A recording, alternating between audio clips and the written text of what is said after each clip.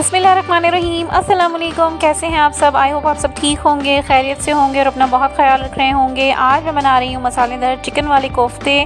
Video को and तक लाजमी देखिएगा क्योंकि मैं इसमें आपको एक सीक्रेट टिप बताने वाली हूँ। इंग्रेडिएंट्स में हमें यहाँ सबसे पहले चाहिए चिकन का कीमा, जो कि मैंने लिया है तकरीबन 3 पाव, और 3 पाव कीमा जो है इसको मैंने चॉप करना है। और यहाँ पे मैंने ली है प्याज 1 मीडियम, जिसको हमने स्लाइस कट कर लिया है। बारीक कट करना है आपने, देखें इस तरीके से बिल्कुल बारीक कट हुई नहीं चाहिए प्याज। इसके अलावा मैंने लिए हैं यहाँ पे 2 मीडियम साइज़ के टमाटर। इसके अलावा हमें चाहिए आधा प्याली दही, या आप आधा कप भी इसे कह सकते हैं। इसके अलावा हमें चाहिए 1 और आधा ब्रेड का स्लाइसेस, यानी कि 1.5 स्लाइसेस हमने लेने हैं। चॉप प्याज चाहिए 1 मीडियम साइज़ की, और इसके साथ हमें चाहिए यहाँ पे चॉप ग्रीन चिली, ये तकरीबन 5 से 6 अदद हैं। और अदरक लहसुन का पेस्ट लेना है हमने 2 चम्मच भर के। 2 साबुत हरी मिर्चें चाहिए हमें। खसखस हमें चाहिए 2 चम्मच, जिसको अच्छे तरीके से मैंने धो लिया है। और साथ में हमें चाहिए ड्राई स्पाइसेस, जिसमें हमें चाहिए रेड चिली पाउडर मैंने लिया है तकरीबन 1 चम्मच। आधा चम्मच हमें चाहिए हल्दी। धनिया हमें चाहिए 1 चम्मच। साथ में हमें गरम मसाला चाहिए आधा चाय का चम्मच, और 2 चम्मच हमें चाहिए बेसन। अब हमने यहाँ पे सबसे पहले करना ये है कि ये तमाम स्पाइसेस लेने हैं, जिसके अंदर हमने डाल देनी है खसखस। और खसखस डाल के हमने इसे अच्छा सा बारीक बिल्कुल पाउडर बना लेना है। खसखस का दाना एक पिस जाना चाहिए बिल्कुल। और अब ये मसाला हम डाल देंगे कीमे के अंदर, और ये जो कीमा है इसके अंदर हमने डाल के इसको अच्छे तरीके से मिक्स करके ग्राइंड कर लेना है।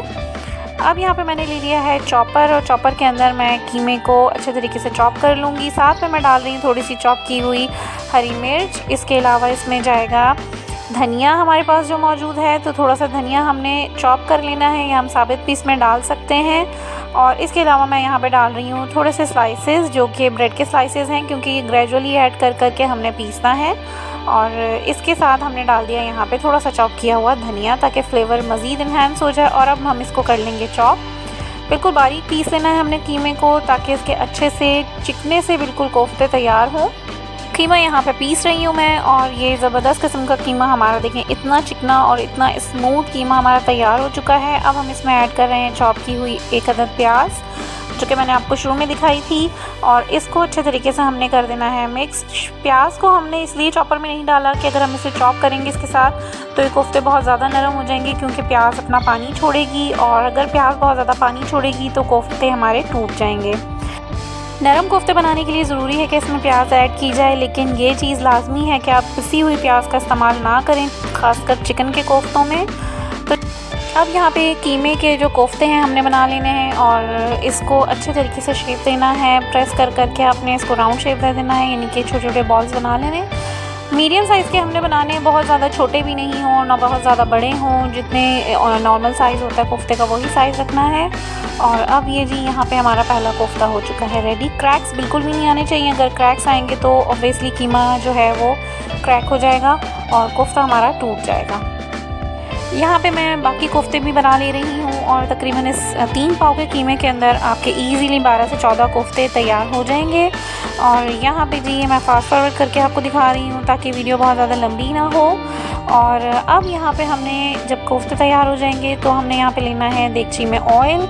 तो यहाँ पतीली में हमने डाल दिया है ऑयल, और ऑयल मैंने डाला है 2 सर्विंग स्पून भर के।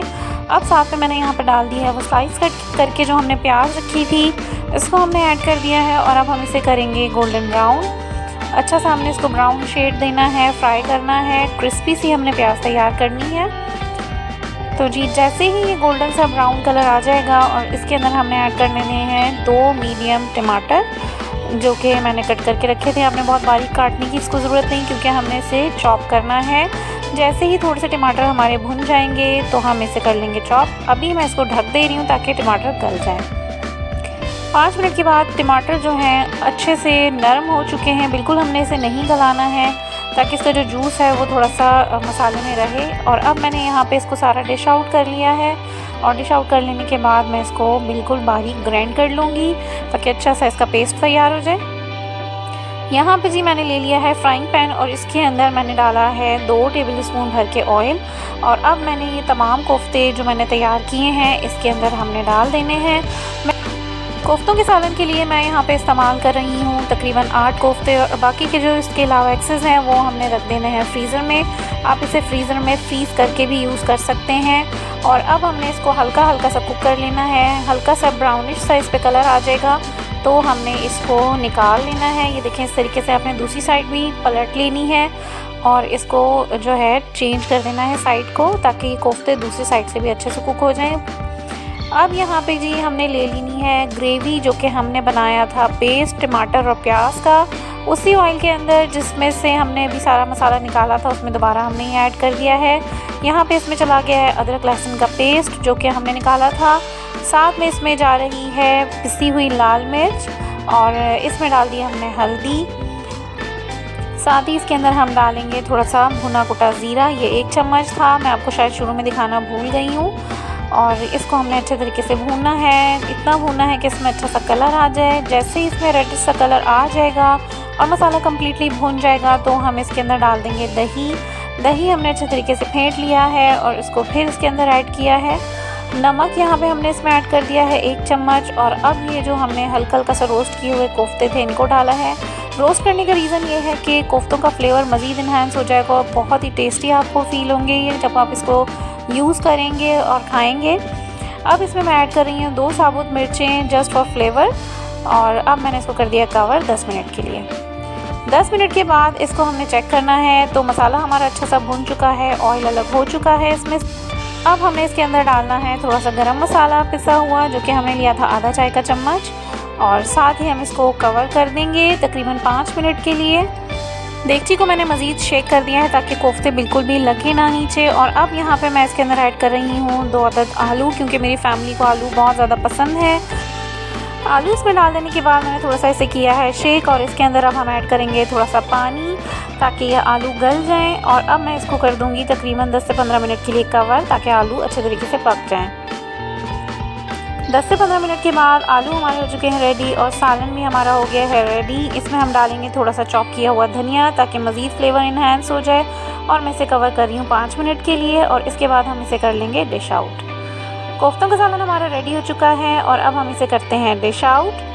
सो व्यूअर्स, आज की रेसिपी हो चुकी है तैयार। मज़ेदार मसालेदार चिकन कोफ्ते तैयार हैं। उम्मीद है कि रेसिपी आपको पसंद आई होगी। चैनल को लाइक शेयर एंड सब्सक्राइब करना मत भूलिएगा। मुझे अपनी दुआओं में याद रखिएगा। अब तक के लिए इतना ही। अल्लाह हाफिज़।